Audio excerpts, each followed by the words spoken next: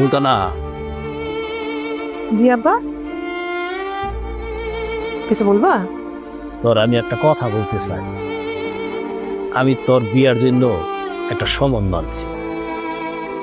আমার বয়স বেশি দেখে আমার লেগে কোনো বিয়ার প্রস্তাব আসেনি। হঠাৎ আমার লেগে বিয়ার প্রস্তাব আইলো। আব্বা, বিয়া করতে আমার কোনো আপত্তি নাই, কিন্তু কয়েকদিন পরই আমার ডিগ্রি ফাইনাল পরীক্ষা। পরীক্ষাটা দিয়ে দিতে পারলে ভালোই তো না? তুমি তো জানো আমার স্বপ্ন আমি মাস্টার হই। মারে, আমি আর তোরে কোনো টাকা পয়সা দিতে পারুম না। সংসারে খরচ কইরা তারপর তোর সৎ মা তোর পিছনে আর কোনো কিছু দিতে পারবো না। আবার সাফ সাফ বইলা দিচ্ছে। তাইলে কি আব্বা আমার পড়াশোনা করতে পারুম না, পরীক্ষা দিতে পারুম না? কেন পারবি না? অবশ্যই পারবি। তার জন্যই তো আমি বিয়ের ব্যবস্থা করছি। আর জামাই বলছে বিয়ের পর তোরে লেখাপড়া করাইবে। আমার বিয়া করব, বিয়া করার পর লেখাপড়া করাইবো। আমার মতো মাইয়ারা বিয়ে করে এত কিছু করবো কেন? বারে, দুঃখের কথা কি কইব, ছেলে অনেক বড় লোক, বয়স খুব একটা বেশি না। আগে একটা বিয়ে করছিল, বউ চইলা গেছে এমনি, ছেলের কোনো দোষ নাই। আব্বা, আমি তোমার সংসারে এত বড় বোঝ হয়ে গেলাম, তুমি আমার লাগে একটা বিবাহিত ছেলে জোগাড় করছো। বাকুয়ে ঢং দেখতে পাচ্ছি না। তোমার বিবাহিত হয়েছে তাতে কি হয়েছে? ভাত কাপড় দিতে পারলে তো হয়।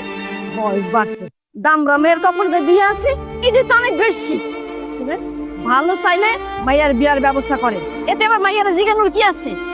আম্মা, আমি মানলাম আমি তোমার নিজের পেটের মাইয়া না, কিন্তু মাইয়া তো না। তোমার নিজের পেটের মাইয়া থাকলে কি তারা এরকম ছেলের সাথে বিয়ে দিতে পারতা? সময় হলে ঠিকই পারুন। এত কথা আমি জানতে চাই না, সংসারে বোঝা কমান।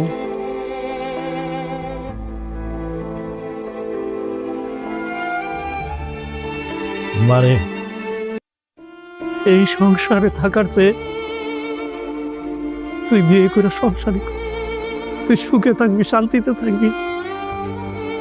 এই সংসারে থাইকা সৎ মায়ের অত্যাচার আমি আর দেখতে পারুম না রে, দেখতে পারুম না। আব্বা, তুমি আমারে জন্ম দিছো, তোমার কথার বিরুদ্ধে আমি কোনোদিনই যাইতে পারুম না। তো এটাও সত্যি আব্বা, আজকে আমার আপন আর বাইচা থাকলে তুমি কোনোদিন আমার জন্য এরকম প্রস্তাব আনতে পারতে না।